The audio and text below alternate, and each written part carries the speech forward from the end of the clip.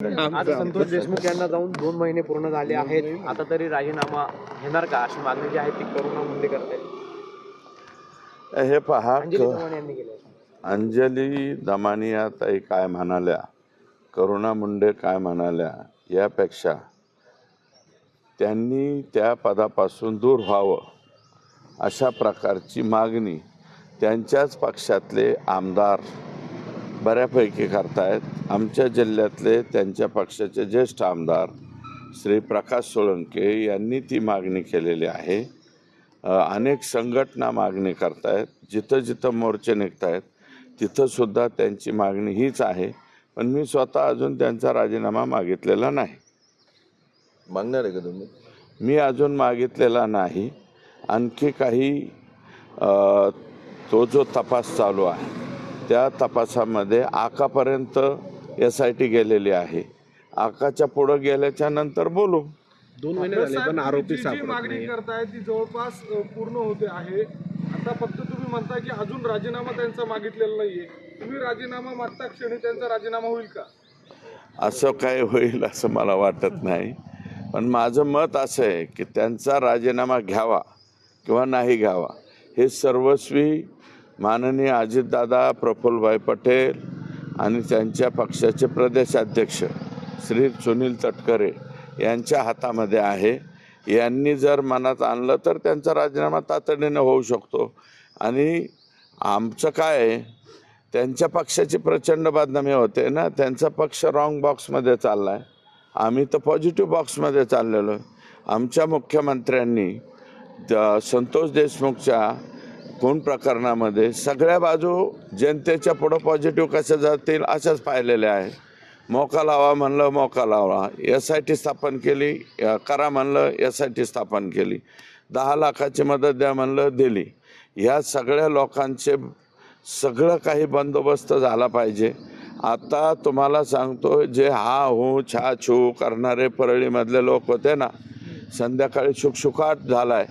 जरा परळीला जाऊन बघा, तिथल्या व्यापाऱ्यांना जाऊन विचारा. सुटकेचा एक निश्वास तिथल्या लोकांनी टाकला आहे. अन्यथा या सगळ्या गुंडांच्या दबावामध्ये लोकांना राहावं लागत होतं. अनेक लोकांनी, जवळपास 500 लोकांनी, व्यापाऱ्यांनी परळी शहर सोडून दिलं. घरदार धन दौलत सगळं सोडून, यांच्या त्रासाला कंटाळून 500 लोक परळी शहर सोडून गेलेले आहे. तुम्ही ज्या कारणासाठी नाशिकमध्ये आलेला होता त्या परभणी प्रकरणात जवळपास बहुतांश मागण्या मान्य झालेल्या आहेत. तुम्ही देखील त्या सगळ्यांचा निरोप घेऊन त्या आंदोलकांच्या भेटीसाठी आलेले होतात. बीडच्या प्रकरणात देखील अशाच स्वरूपाची अपेक्षा तुमच्याकडनं अनेक नागरिक त्या ठिकाणी व्यक्त करतायत. काय यापुढचा सगळा हा मार्गक्रमण असणार आहे? काय आपली अपेक्षा घेऊन आपण पुढे जात आहे? नाही, परभणीच्या प्रकरणात तिथल्या पालकमंत्री मेघनाताई बोर्डीकर या आणि थोड्याफार काही प्रमाणात मी पण आंदोलक जे होते, वाकोडे बाबांचे चिरंजीव आशिष आणि रवी सोनकांबळे, भीमराव हत्ती आंबिरे यांच्याशी आम्ही संपर्कात होतो. तिथल्या पालकमंत्री ते विनंती करीत होते, मी पण विनंती करीत होतो. आणि तो जो आहे त्यांना परत घेणं, लाँग मार्च जो चाललेला होता तो परत घेण्याची विनंती आम्ही केली. त्यांनी ऐकली, त्याच्याबद्दल त्यांचा आभार. आणि हे जे संतोष देशमुखांचं प्रकरण आहे, महादेव मुंडेचं प्रकरण आहे, या दोन्ही प्रकरणाच्या बाबतीत 100% शेवटपर्यंत आमची जनतेची जी अपेक्षा माझ्याकडून आहे की हे फाशीला जाईपर्यंत आम्ही गप्प बसायचं नाही. हे सगळेच्या सगळे लोक फाशीला गेलेला आम्हाला पाहायचं आहे संतोष देशमुखच्या प्रकरणातले. अंजली दमानी यांनी ट्विट करून पुन्हा असं म्हटलंय की संतोष देशमुख यांना आदरांजली म्हणून एक पत्र लिहिणार आहे, ज्यामध्ये धनंजय मुंडे यांच्या विरोधातील जे आरोप आहेत ते पुराव्यासकट ते मुख्यमंत्री असतील, लोकायुक्त असतील, त्याचबरोबर ज्या संस्था आहेत CBI त्यांना देणार असल्याचं म्हटलं. मला असं वाटतं SIT याच्या बाबतीत सक्षम आहे. अंजलीताई त्यांच्या पातळीवरती बोलत आहेत, मी त्याच्याबद्दल काही बोलणार नाही. परंतु जर त्यांचा संबंध असेल तर SIT त्यांच्यापर्यंत पोहोचेल ना. आणि मला वाटतं ते प्रक्रिया त्यांची जोरात त्या ठिकाणी चालू आहे. जर का धनंजय मुंडे साहेब त्याच्यात अडकले असतील तर धनंजय मुंडे दोषी होतील, अडकले नसतील तर बळजबरी कोण अडकावणार आहे? स्कॉर्पिओमध्ये जे मोबाईल सापडले त्याचा डेटा अद्यापही रिकव्हर झालेला नाही अशा स्वरूपाची माहिती मिळते. कसं बघताय या सगळ्या याच्याकडे? नाही, काही त्या लोकांनी काय केलंय, चाटे तो जो आरोपी आहे तो नाशिकमध्ये इथं आलता. आता मी नाशिकमध्ये आहे. नाशिकमध्ये आल्याच्या नंतर 10 तारखेनंतर त्याने त्याचा मोबाईल बंद केला आणि तो बहुतेक गंगापूरच्या धरणात फेकून दिला आणि नंतर सरेंडर झाला. तर तरी त्यांनी मोबाईल फेकून दिला म्हणून तपासामध्ये काय अडथळा येईल असं परिस्थिती नाही, असं SITचं म्हणणं आहे. जरी तो मोबाईल फेकून दिलेला असला तरी त्या कंपनीला सांगून त्याचा डाटा रिकवर करता येतो. याच्यामध्ये कृष्ण आंधळे अद्यापही पोलिसांच्या हाती लागलेलं नाहीये. तुम्ही विश्वास व्यक्त करताय गृह खात्यावर, मुख्यमंत्र्यांवर, मात्र कृष्ण आंधळे बेपत्ता आहेत. ठीक आहे, एक ब्लॅक स्पॉट तो आहे, परंतु मी थोडीशी माहिती घेतली, त्याच्या कुटुंबियाकडनं माहिती घेतली, पोलीसकडनं माहिती घेतली. हा मुलगा संभाजीनगरला पोलिसाची तयारी करायला होता, पोलिसाची, परंतु ते पोलिसाची तयारी करता करता तो गुन्हेगार बनला आणि गुन्हेगार बनल्याच्या नंतर तो सायको म्हणतात ना, एक प्रकारचा सायको झाला. त्याला आईवडिलांचं काही घेणं देणं राहिलं नाही, कुटुंबाचं देणं घेणं राहिलं नाही. तो अशाच बऱ्याच गुन्ह्यामध्ये सतत फरार राहिलेला आहे. आत्तासुद्धा तो मला वाटतं राज्याच्या बाहेर गेला असावा, बाहेर जाऊन हळूच जिथे कुठे, आणि तो काय असा नामचीन वगैरे फार मोठा गुन्हेगार नाही, छोटे मोठे गुन्हेगारी केलेले. पण बकरी की माँ कब तक दुआ मागेगी असा प्रकार आहे. ते कित्येक दिवस कोकरू बाळ ते पकडलं जाईल. आका म्हणजेच वाल्मिक कराड आणि आकाचा आका म्हणजे धनंजय मुंडे, हे डायरेक्ट आता करुणा मुंडे म्हटलेलं आहे. आतापर्यंत फक्त आका आका नावाने संबोधलं जायचं, आता डायरेक्ट करुणा मुंडे या नाव घेऊन बोलायला लागलेले आहे. तुम्ही ओळखून घ्यायचं मी काय म्हणलेलं आहे ते. म्हणून त्यांनी अनेक भीती देखील व्यक्त केलेल्या आहेत, काही मागची पार्श्वभूमी देखील सांगितलेली आहे. कोणी करुणा मुंडे यांनी थेट वाल्मिक कराड यांनीच गैरस्पर्श केला आहे, मारहाण केली आहे अशा स्वरूपाचा आरोप त्या करत आहे. आपल्याला वाटतं अशा स्वरूपाचं घडलं असावं? नाही, त्यांनी आरोप केलेले त्या काय खोटं थोडेच आरोप करणार आहेत. मी त्यांना खोटं ठरू शकत नाही. ती एक मायमाऊली आहे, बहिणीसारखी आहे.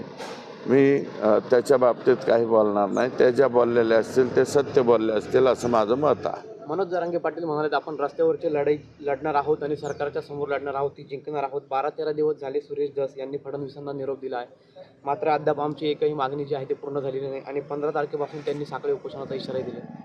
हे बघा, दादांनी तसं म्हणलं असेल, परंतु आम्ही आता मंगळवारी जी कॅबिनेट येईल त्याच्यामध्ये ज्या 4 मागण्या, शिंदे समितीच्या बाबतीतली एक आहे, दुसरी गॅझेटियरच्या संदर्भातली आहे, शिंदे समितीच्या कामकाजाच्या बाबतीतले ज्या 4 मागण्या लेखी स्वरूपामध्ये मनोजदादा जरांगे पाटलांना लिहून दिलेल्या आहेत शासनाने, त्याच्या बाबतीतली हालचाल मंगळवारपासून सुरू होईल.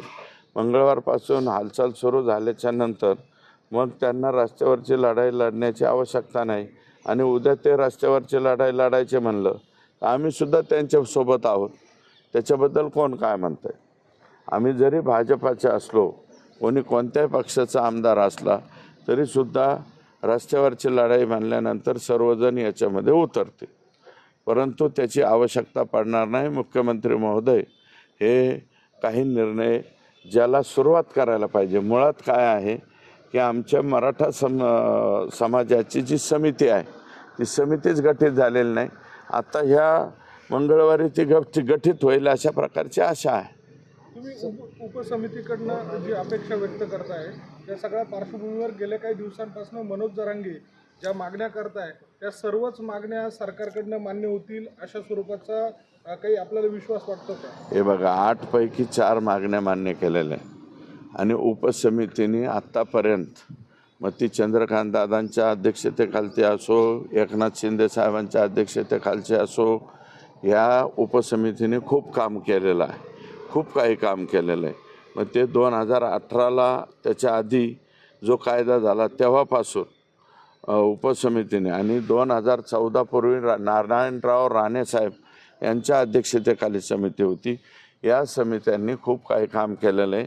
सगळ्यात अगोदर महत्त्वाचं आहे की ती उपसमिती स्थापन होणं आणि ती माझ्या मते येणाऱ्या कॅबिनेटमध्ये तो विषय येईल असं मला वाटतं. तुम्ही नाशिकला आलेले याच परिसरात जे ज्योतीचे त्या ठिकाणी आका आलेले होते भविष्य बघण्यासाठी असं देखील सांगण्यात आलेलं आहे आणि याच भागातील याच जिल्ह्यामध्ये जे दिंडोरी आश्रम आहे त्या आश्रममध्ये 2 दिवस मुक्कामी होते. त्या संदर्भात काही आपण बोलणं झालंय का SP? हे आहे असे लोक आश्रमात जातील, अजून कोणत्या आश्रमात जातील तर आता त्यांचं आश्रमाची वाट पाहतोय आम्ही. धनंजय मुंडेंचा संतोष देशमुख हत्या प्रकरणात प्रत्यक्ष संबंध दिसत नाही असं जे आहे ते बावनकुळे म्हणाले. तुम्ही हा प्रश्न बावनकुळे साहेबांना विचारा. ते माझ्या पक्षाचे प्रदेशाध्यक्ष आहेत. त्यांच्या उलटं स्टेटमेंट मी करू शकत नाही. Okay, thank you. हा या. अहो अजून बी कोणी येत नसतील त्यांनी बी या. मच्छिंद्रनाथ गडावर या आणि माझं मत आहे असा ग्रुप करून या मीडियाचा. एकदा आमच्या मच्छिंद्रनाथांना प्रसिद्धी द्या, आम्हाला कमी द्या पण त्यांना जास्त द्या. आणि नाशिकमधला प्रचंड मोठा भाविक हा मच्छिंद्रनाथाच्या तिथं येतो. आम्ही आता सुविधा करतोय रस्त्याच्या वगैरे वगैरे. आता 16 मीटरचा रस्ता केला आहे. तुम्ही येऊन बघा. आणि लोकांनी घरं पाडली, दारं पाडली, सगळं काय पाडलं. तर चला यांचं ऑनलाईन दिसतं.